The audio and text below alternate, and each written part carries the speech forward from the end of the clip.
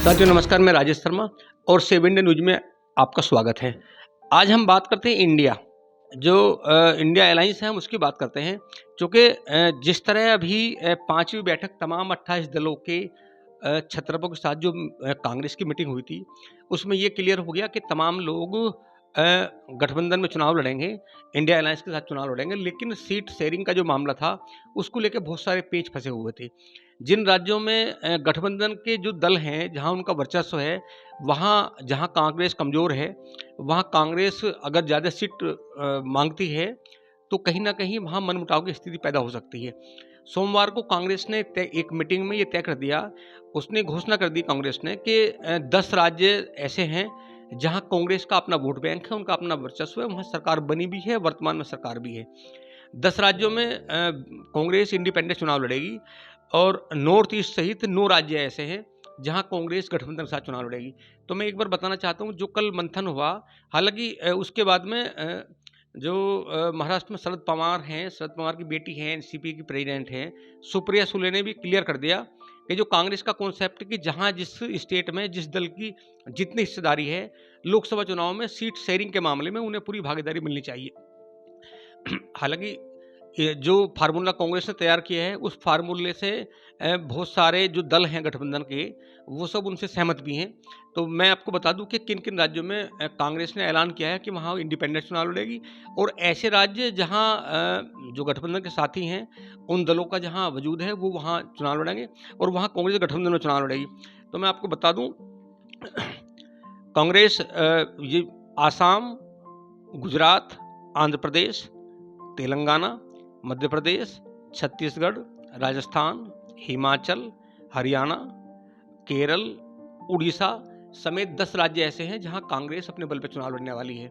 इसके अलावा वे राज्य उत्तर प्रदेश, बिहार, पंजाब, दिल्ली, झारखंड, महाराष्ट्र, तमिलनाडु, ये ऐसे राज्य हैं, ऐसे 9 राज्य हैं जहां कांग्रेस गठबंधन के साथ चुनाव लड़ने जा रही है। हालांकि ये अभी कांग्रेस का अपना निर्णय है। कांग्रेस ने पहले से घोषणा कर दी कि जिन राज्यों में वो अपना इंडिपेंडेंट चुनाव लड़ेगी। हालांकि ये भी क्लियर किया है कि जिन राज्यों में कांग्रेस ने अपना प्रभाव बताया है, वहाँ जो दूसरे दल हैं, उन्हें भी कहीं ना कहीं अगर सीटों की शेयरिंग की बात होती है, तो कांग्रेस ने ये दावा भी किया है कि अगर किसी राज्य में जहाँ दो दल बड़े हैं और वहाँ अगर गठबंधन को लेकर कोई दिक्कत आती है, सीट शेयरिंग का मामला होता है, तो कांग्रेस जहाँ कांग्रेस बहुल स्टेट है, जहाँ कांग्रेस खुद चुनाव लड़ेगी, कांग्रेस ने ये भी ऐलान कर दिया कि वहाँ से भी वो सीट दे सकती है और वहाँ चुनाव लड़ा सकती है। फिलहाल जो कल सीट शेयरिंग को लेकर जो फार्मूला जो जारी किया है कांग्रेस ने, उसका कुछ बहुत सारे दलों ने स्वागत भी किया है, और इससे सीट शेयरिंग का जो मामला है, जो विवाद की बात होती है कि विवाद हो सकता है, वो विवाद भी संभवतः खत्म होगा। क्योंकि उत्तर प्रदेश में जिस तरह लगातार सपा प्रमुख अखिलेश यादव लगातार कह रहे हैं कि उत्तर प्रदेश में उनकी स्थिति मजबूत है और उत्तर प्रदेश में वो 45 सीटों पे स्वयं चुनाव लड़ेंगे। इसके अलावा बताया गया कि 15 सीट लोकसभा की ऐसी है जहां वो कांग्रेस को शेयरिंग कर सकते हैं। इसके अलावा 5 लोकसभा सीट ऐसी है जहां रालोद को सीट दी जाएंगी। इसके अलावा 3 सीट ऐसी हैं लोकप्रिय लोकसभा की, जहां पल्लवी पटेल जो अपना दल है कमेरावादी, उन्हें भी 3 सीट दे सकते हैं। इसके अलावा और भी बहुत सारे ऐसी सीट हैं जहां सीट शेयरिंग के मामले पे पेच फंसता जा रहा था।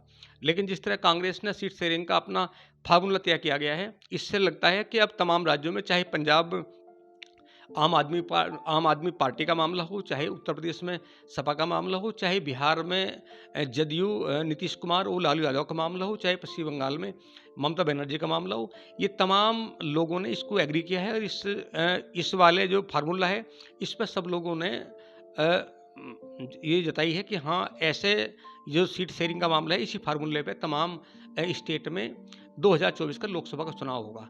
हालांकि ये अभी कांग्रेस का अपना मत है, उसका अपना फार्मूला है। अभी एक मीटिंग और होने वाली है। जब अगली मीटिंग में इंडिया अलायंस की मीटिंग होगी, उस मीटिंग में सीट शेयरिंग के मामले को लेके और तमाम फार्मूले तय किए जाएंगे और अमलीजामा तभी पहनाया जाएगा जब अगली मीटिंग होने वाली है। क्योंकि अभी भी बहुत सारी ऐसे स्टेट हैं, ऐसे दल हैं जो इस फार्मूले को लेकर कहीं ना कहीं वाफों की स्थिति में है। तो चूँकि लगातार आप देखते रहिए सेव इंडिया न्यूज़, जब सीट शेयरिंग का मामला होगा तो सेव इंडिया न्यूज़ आपको लगातार इस अपडेट करेगा कि कौन किस स्टेट में किस दल को कितनी सीटें मिलेंगी।